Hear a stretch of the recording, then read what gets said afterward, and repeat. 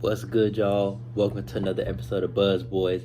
And today we got a super exciting episode.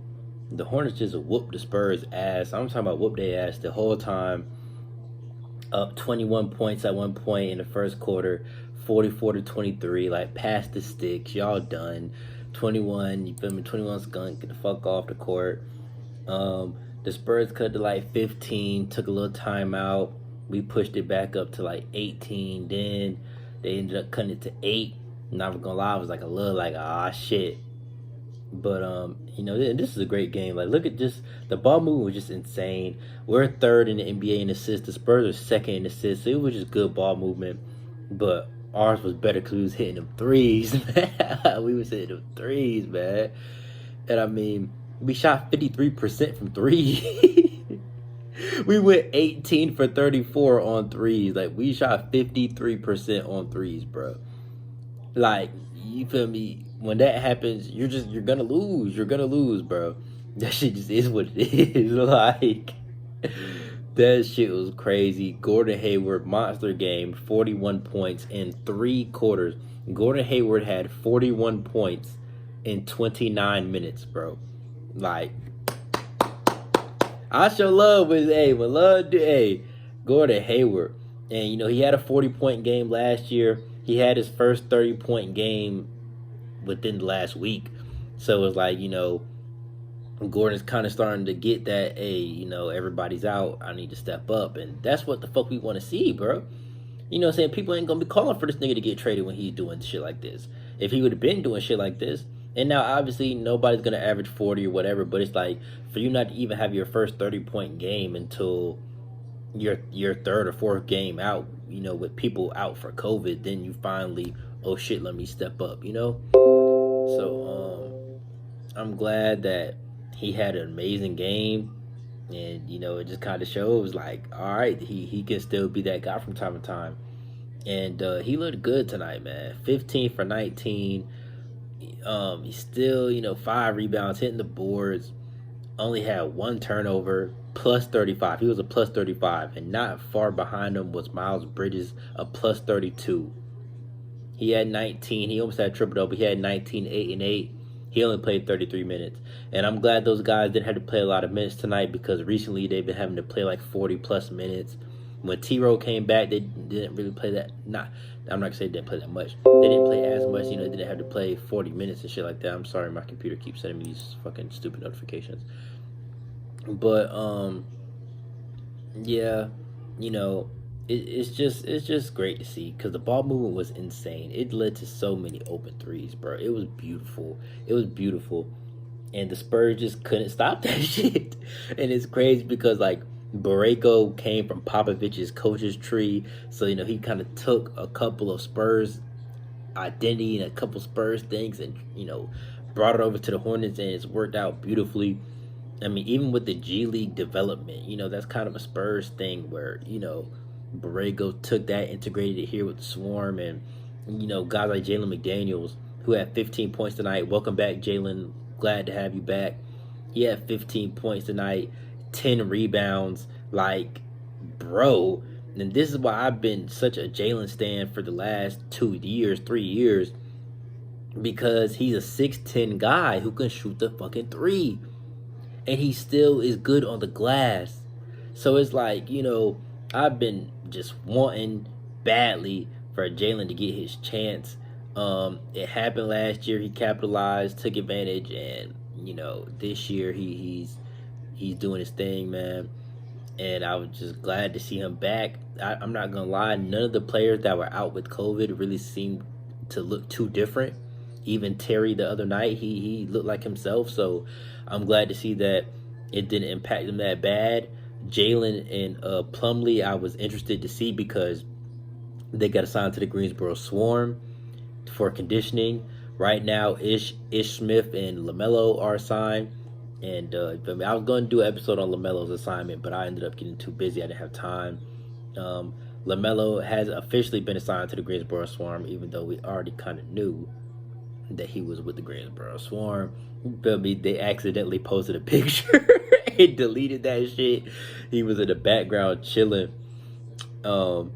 Yeah, but anyway, and the thing is, like, they're not even really in Greensboro. They were in Charlotte the whole time. They were in Charlotte because we're on a 6 game road trip. So they're not even at the Greensboro facility. They're at the Hornets facility. Like, if you look at a lot of their pictures, they're practicing at the Hornets facility.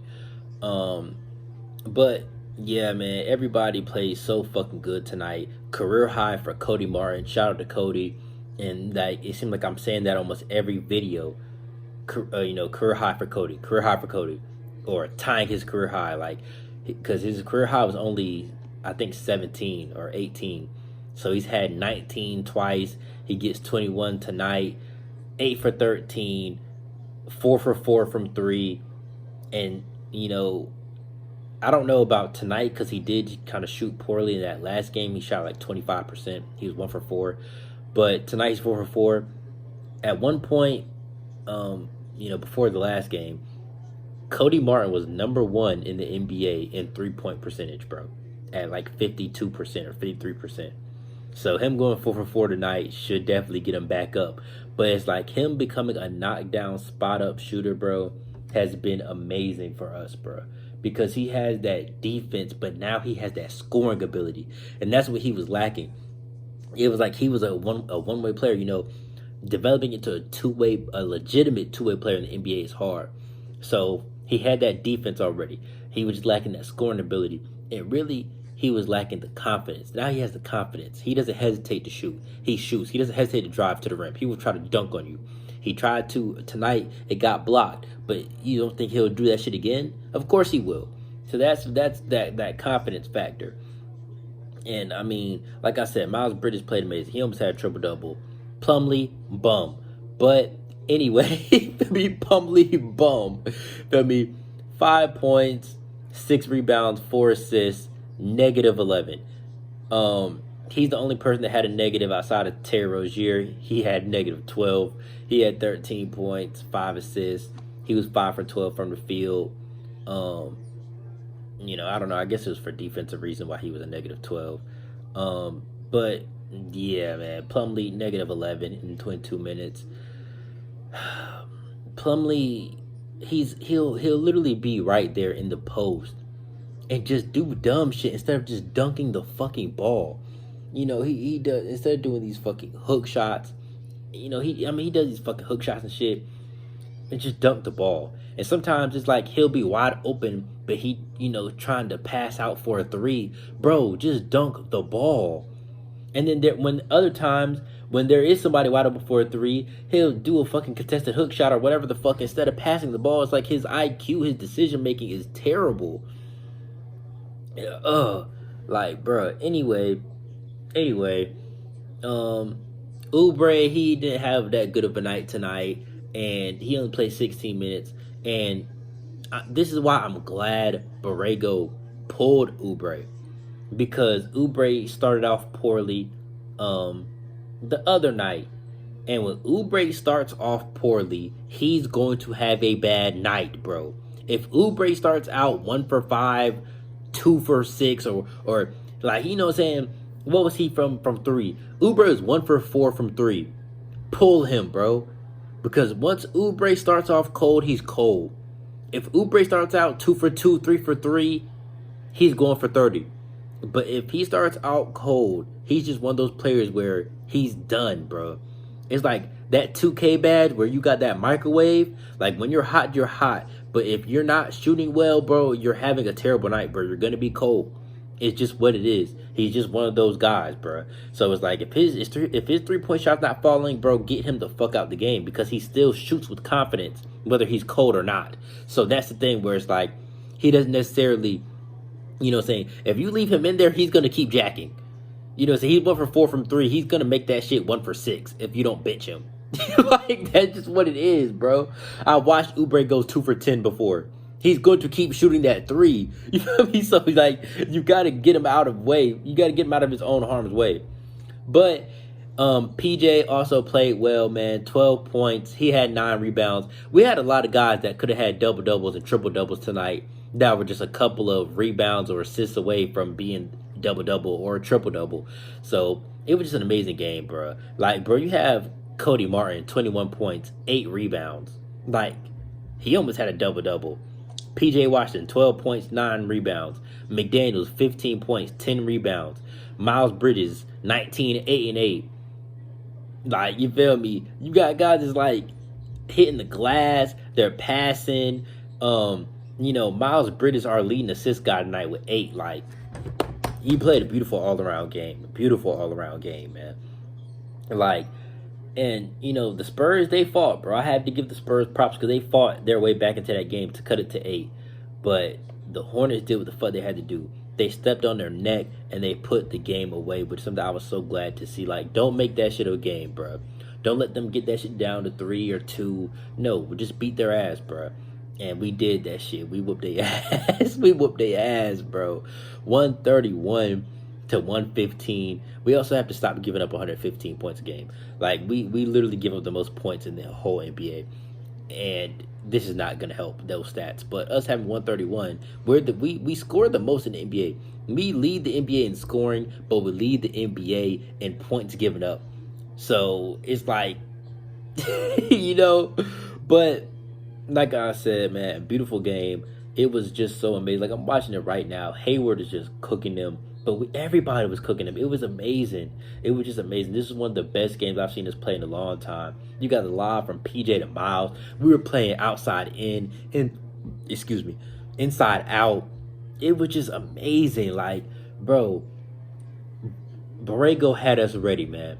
Borrego had us ready. Like, and they said the stat that this is the first coach that has came from that Popovich tree to have a winning record against Popovich. Like, bro, we be beating the Spurs. We beat the Spurs at least every year, once or twice a year. So, I mean, and it's at one point we're up 28 here. Bro, we were up 30 something at one point. Like, PJ hitting the shot clock buzzer beater, just crazy. I don't know if you guys saw Devontae Graham hit a game winner tonight, former Hornet. And people can say whatever they want to say about Devontae. You can't say that he won't clutch, bro. You can't say that he won't clutch. But, Tyrese Maxey had 27. Need that for my fantasy. I'm sorry, I'm just looking at the little ticket out here at the bottom. But I was going to say I was surprised to see no book night tonight. He did play, though. He ended up getting in with 2 minutes left, But it was just kind of crazy to me that we were up 30 and, didn't really get him any touches. So I think he might be back out of the rotation, sadly, with McDaniels and Plumlee coming back. And we didn't see very much Richards tonight. Like, we went a lot of small ball because, I mean, Mason Plumlee only played 22 minutes tonight. You know what I'm saying? So, like, we went a lot of small ball. Nick Richards played 2 minutes. He did not play. Excuse me. He did not play until like garbage minutes. So it was just kind of just one of those nights, I guess. Plumlee did start, which I was kind of surprised to see him start, coming, considering the fact that he's coming back from COVID and he literally was just in Greensboro for conditioning. But whatever, it worked out, man. I'm gonna go ahead and wrap this up. I ain't gonna talk forever and ever, but hold on, let me check our schedule real quick. Let's see who we got next. We played the Mavs. I'm trying to think, is there another Texas team I can't think of? I'm trying to think. Houston? We might play Houston. Oh, nah. We played Trailblazers in the Suns. So, we're seventh in the conference right now. That's 16-14. We were up to 7. We passed the Sixers, passed the Hawks. The Wizards are 15-13. We can't seem to get past their ass. They're at halftime with the Kings, so them losing would be great. So we could try to pass them up too and get back up towards that top 5. The Cavs are fucking 4th right now, bro. They keep winning. The Cavs are 6 games over 500, bro, and have won 5 in a row. This shit is ridiculous. I'm sick of this shit. Okay? The Cavs done beat the Heat. The Kings, you feel me? They played the fucking Rockets tonight. They keep playing easy teams. But, like, they beat the Timberwolves. They beat the Bulls. The Bulls are fucking fucked up right now, though, so that shit don't count either. But it's like, they keep winning, bro. Like, I need the Cavs to start losing. I thought once Colin Sexton was out, that shit was going to fall apart. But Hey man, maybe he really was the problem though, cause you feel me. There was some rumors about that, but shit is what it is. They'll fall out. They're not gonna stay at fourth, bro. It just ain't no way. It just ain't no way. They just got a little easy part of their schedule right now. They gonna start losing, bro. I think the top four at the end of the year is gonna be Nets, Bucks, Bulls, and us. I really think we move up and get that 4 seed like we should have had last year. I feel like we move up and get that 4 seed. I feel like the Heat and the Sixers are kind of right there below us at 5 and 6, and I have the Celtics and the Hawks at 7 and 8. Like I don't see them really moving up too much. They could though, you know what I'm saying? They could. I do think the Wizards fall down. I think the Cavs fall down. And I think the Cavs and the Wizards fall down into the play-in. I don't really see them staying up. I really don't. So what? That's okay. Nets 1, Bucks 2, Bulls 3, Hornets 4. I'm gonna say Heat or Sixers 5 and 6, somewhere in there. Um, and then I'm gonna say Hawks 7, Celtics 8, and then for that 9 to 10, I could see the Wizards and maybe the Raptors if they can get their act together. I don't have the Knicks making the playoffs. I didn't have them making the playoffs. I didn't. I think last year was a fluke. I did not have them making the playoffs, and I don't have them making the playoffs now. You feel me? I did not have the Knicks making the playoffs. I really didn't. I really didn't, bro. And I mean, I still thought they could be in the play-in, but the way shit's looking for them right now, they're cooked.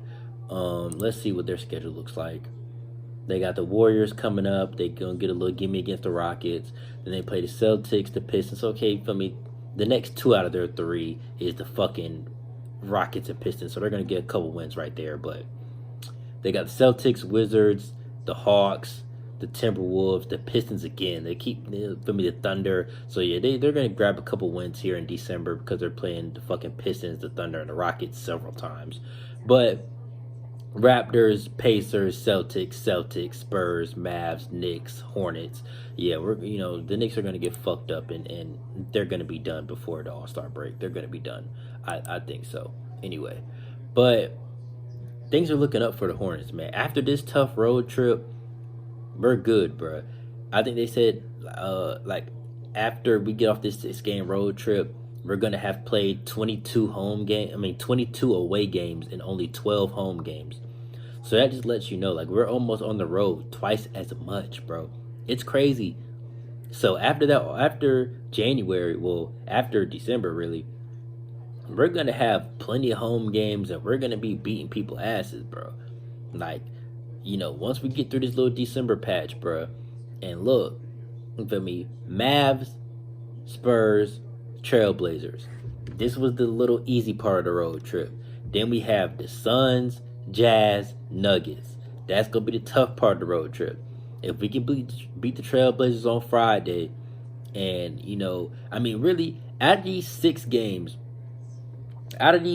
right here, we're 2 games above 500. So I mean, what I'm saying, we got 4 games left. If we split it, we'll be straight. Like, as long as we come back out of this road trip at 500, we have the Rockets and the Pacers. We can get back 2 games above 500. But it's like, okay, if we beat the Trailblazers, that puts us 3 games over 500. Even if we lose to the Suns, Jazz, and Nuggets, which I think we'll get one of those games. I definitely do. I think we'll get one of them. That Nuggets game, I think Jokic might have a big game, but I think we can get that Jazz game. I think we can get that Jazz game, bro.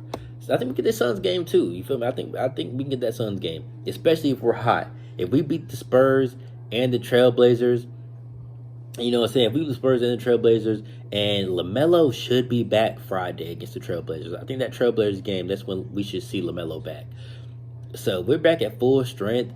And we could drop that Trailblazers game just because you're trying to integrate people back into the rotation and back into their old spots. So, that might be a little game where we might struggle because, like, that Mavs game, trying to integrate Terry back in, that might have been a reason why the offense stalled at times. I don't know. I don't know. So, that Trailblazers game, whatever. But that Suns game, I think we can get our head on straight and beat them. And Suns are a good team that has been winning a whole lot.